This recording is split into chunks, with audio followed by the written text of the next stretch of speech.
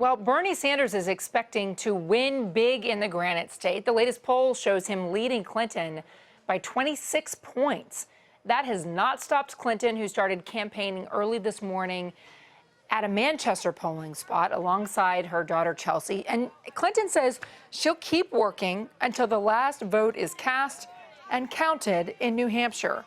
Karen Finney is a senior spokesperson for Hillary for America, joins me now from Manchester. Karen, great to see you. Great to see you, too. How much is riding on Hillary Clinton's performance in the New Hampshire primary? Well, it's obviously important. All of these primaries are important, and you always want to win or do well.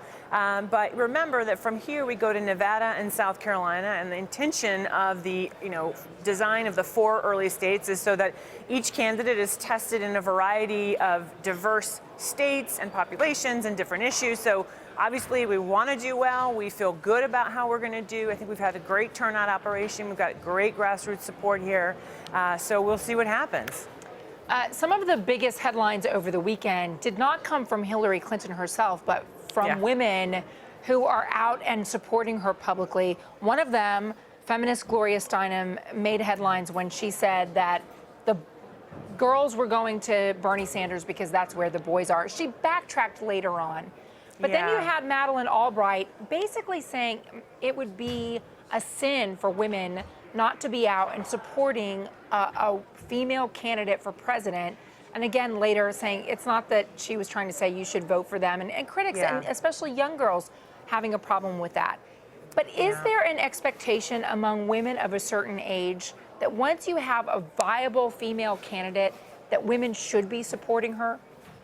Well, look, I know both Gloria and Secretary Albright are very strong supporters of Hillary, and they're both women who were first in their own right in their careers. And I think they came, up at a time when you really had to rely on the support of other women. So obviously they take a different perspective than some of the younger women today. So I think again it was more about their enthusiasm for Hillary and their excitement about not just having a woman, but having a woman like Hillary. And I hope with younger women and younger voters in general, as she said the other night in the debate stage, they may not be for her, but she'll always be for them.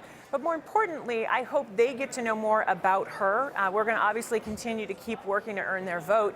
But I think they'll find, actually, that they have a lot more in common with her the more they get to know her. I mean, as a young lawyer, she went by herself down to South Carolina to do an investigation on a problem of young juveniles being incarcerated in adult prisons with adults. It's that kind of young passion that she had and still has, frankly, in terms of working about the issues she cares about. I got to ask you about the strategy here. We've seen her campaigning along with her daughter, as I mentioned, and the former president, Bill Clinton, her husband. Why not ask them to go out separately and be her surrogates in New Hampshire and cover more ground? Well, they have actually done it. They've done events together and they've done events separately. President Clinton has been, he was out on a couple events yesterday by himself, and actually both Chelsea and President Clinton have been traveling to other states because remember, obviously New Hampshire is very important and I hope people get out and vote. But we also have South Carolina and we've got Nevada and we've got those March states to think about as well. So they actually have been out on the stump by themselves. What kind of, I mentioned the poll numbers going in, so I know there must be some reality setting in among the Clinton campaign that they may not win New Hampshire. But how much would a big loss hurt Hillary Clinton's momentum going into South Carolina? I don't know the answer to that because I think, again, remember that South Carolina is very different than New Hampshire. I mean, when we turn to South Carolina, we are talking about a very diverse electorate. We're talking about, obviously, a higher percentage of African-American voters. And that's a place where, obviously, Hillary is very popular among African-Americans. In large measure, I think because they know her and they know the work that she has done over her life with the Children's Defense Fund, working on behalf of children and families. As a senator, she worked on criminal justice reform issues. She worked on expanding things like early childhood education, pre-K, things like that. So I think part of it is there's a familiarity there That is, so the dynamics in South Carolina are differently. But as I said, you always want to win, and that's why we're working hard today. Folks are out there trying to, get out the vote. So, you've got to be optimistic for tonight, but then we've got to move on to Nevada and South Carolina and keep going. Of an extremely close race. I mean, essentially a tie in Iowa from the caucuses. Going down in the poll numbers, we'll have to wait and see what the primary results end up being. We could see a big turnaround. Polls don't always predict how things turn out. What has Hillary Clinton, what has her campaign, what have your folks on the ground, Karen, learned about the way that you reach, especially young people, where Bernie Sanders is doing surprisingly well? Yeah, a couple things. Number one, we won Iowa. You knew I was going to say that, of course. But what we've been doing, and this time, we have a very robust grassroots organization, of a great ground game. We have amazing volunteers, a lot of them actually millennials themselves.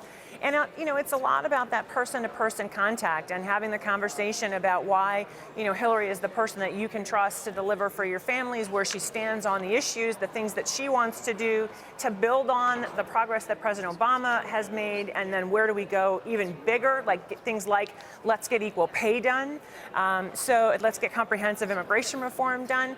So a lot of it is about, again, that person-to-person voter contact and just having a really strong organization, making sure you know where your voters are, making sure you've got your precinct captains ready to go. So those are the kinds of things, frankly, that we're focused on here today, but that we're also focused on as we build up our organizations in those March states. Karen, it's great to see you. Good luck in New Hampshire. Thanks so much, Contessa.